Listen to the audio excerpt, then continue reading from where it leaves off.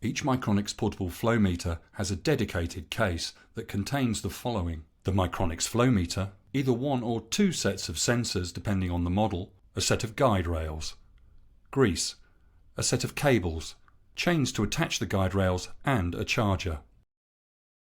First steps begin with how to program the flow meter.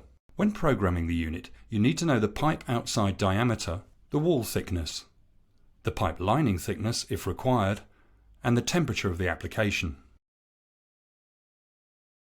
To begin the procedure, switch the unit on by pressing the power key and press Enter to get to the main menu. Select Quick Start and follow the on-screen menu to program the unit. Select either millimeters or inches and press Enter. Enter the outside diameter of the pipe. Then enter the pipe wall thickness, the pipe lining thickness if appropriate, the pipe material, the type of fluid, and the temperature. With all the data entered, the unit calculates which sensors to use and the separation distance to set them on the pipe. In this case to 76 mm, ensuring that the right type of sensor is selected. In this case, A standard for the standard sensors, for pipe sizes 13 to 115 mm.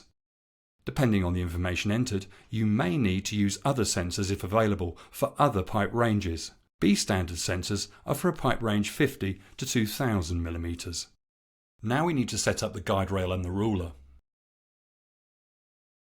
Slide the ruler into the guide rail and position it at 0, tightening up the screws to ensure no movement.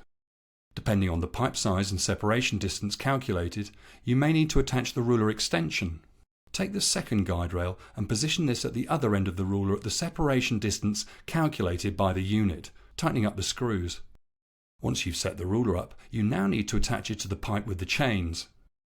Take care when mounting sensors close to bends, valves and other disturbances, as this could produce unstable results. On horizontal pipe applications, take care not to attach the guide rail or sensors on the top or bottom of the pipe, in case of air being trapped at the top or sediment at the bottom of the pipe. We recommend placing on the side of the pipe at 2 o'clock. Attach the first chain to the tension bar and tighten. Followed by attaching the second chain to the tension bar and tightening, ensuring there is no movement. The mode of operation just demonstrated is called reflex mode. On large pipes and potentially difficult applications, we may need to set up the sensors in diagonal mode to improve signal levels. For diagonal mode operation, press Scroll and select Sensor Mode. Press Enter and select Diagonal Mode. Scroll down to exit and press Enter. The following animation explains how to set up the sensors in diagonal mode. Attach the first guide rail to the pipe as normal. Put the front edge of the sensor centered at the point where line A and line B meet. Attach the ruler and the second guide rail at the separation distance for the diagonal mode as calculated by the flow meter. Measure from line B to halfway around the pipe, keeping the chain and ruler straight. Draw a line halfway around the pipe and mark.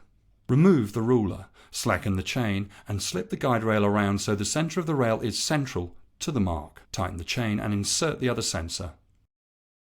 To check, measure the distance from the front of the second sensor to line A. Next, we take the two appropriate sensors and grease each one on the face.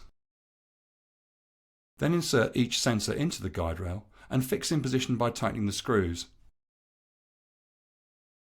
Once the sensors are installed, connect the blue cable to the downstream sensor in the flow meter and the red cable to the upstream sensor in the flow meter. The successful installation of the cables and sensors means that once you press the Enter button again, the flow meter will search for the best signal and begin to measure the flow.